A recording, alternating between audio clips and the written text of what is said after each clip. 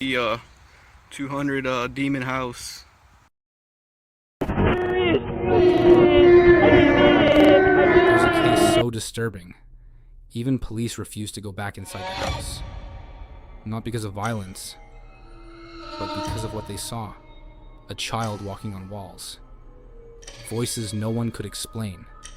And something watching from the shadows. This really happened, and it was later documented in Demon House. It started in 2012 in a small, quiet neighborhood in Gary, Indiana.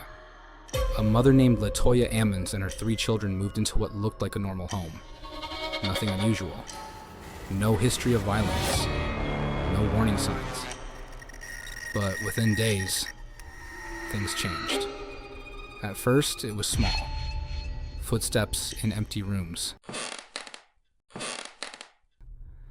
Doors creaking open at night.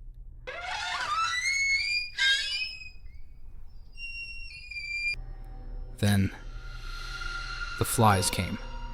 Thick swarms of black flies, gathering on the porch, in the middle of winter. Then the children started changing. They would speak in voices that didn't sound like their own, growling, whispering, sometimes screaming in the middle of the night. One of them began walking backwards, not just walking, gliding. And according to the family, they weren't in control. LaToya claimed something was inside the house, watching them, following them. And then, it got physical. The moment that shocked everyone happened in front of witnesses. During a hospital visit, doctors and social workers were evaluating one of the children. And that's when it happened. The boy allegedly lifted off the ground and walked up the wall, backwards, in front of medical staff. One of the witnesses later signed an official report describing exactly what they saw. Not a story, not a rumor, a documented claim.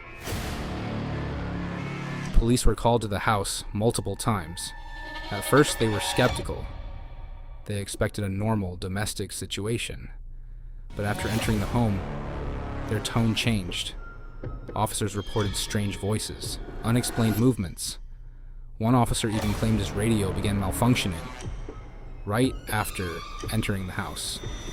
A police captain later stated this was one of the strangest cases he had ever seen. And here's something most people don't know. The Department of Child Services got involved and temporarily removed the children from the home. Not because of abuse, but because they believed something was seriously wrong. Now here's where it gets even more unsettling. Psychologists evaluated the family and found no clear signs of mental illness that could explain everything.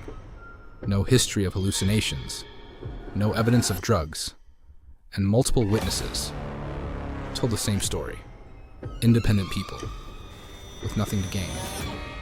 The house itself quickly became known as something else entirely. People in the area started calling it the Demon House.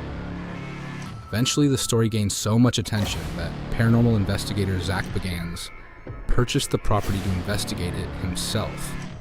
What he experienced there, he later turned into a documentary. That documentary became Demon House. But even Bagans claimed what he captured might not fully explain what really happened inside.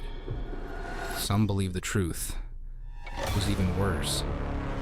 To this day, people still argue about the case. Was it psychological, a misunderstanding, or something far more disturbing?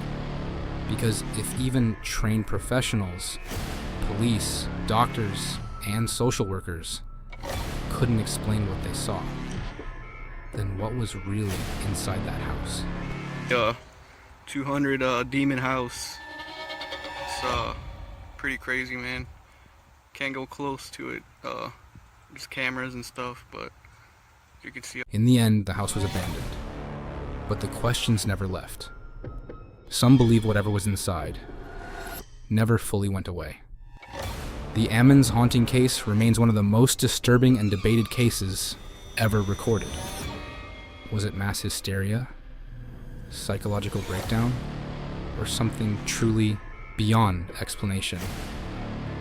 If you want more real cases like this, where truth feels more disturbing than fiction, make sure to subscribe, because here, we don't just tell horror stories, we uncover what people tried to bury. And the next case might be even worse than this one. One thing is certain, everyone who was involved in this case left with more questions than answers.